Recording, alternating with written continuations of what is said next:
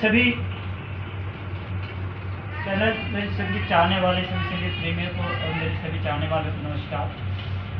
संगीत और सामग्री में सभी का आपका स्वागत है, सभी मेरे चाहने वाले को सभी दर्शकों को। और मैं विनती करूँगा कि मैं सनातन संस्कृति के लिए आजीवन मृत्यु जब तक मेरी मृत्यु नहीं आते तब तक मैं धर्म के लिए अपनी संकल्पबद्ध हूँ कि इसका झंडा हमेशा लहराते रहे। और हमेशा मैं कोशिश करूँगा कि अपने बच्चों को, जो भी हमारे पास बच्चे संगीत के लिए आते हैं, सबको उनके अंदर संस्कार दिया जाए और उत्तम संस्कार से हमारी संस्कृति का ध्वजा, हमारी सनातन धर्म की संस्कृति हमेशा लहराती रहे।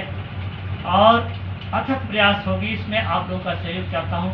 तो आप वीडियो को और बच्चे को आशीर्वाद के स्वरूप में लाइक करेंगे और इसका मनोबल बढ़ाने के लिए ज़्यादा से ज़्यादा लाइक करें, कमेंट्स भी करें, शेयर भी करें। धन्यवाद। तो आज मैं, गीत का नाम क्या है? जय राधा माधव।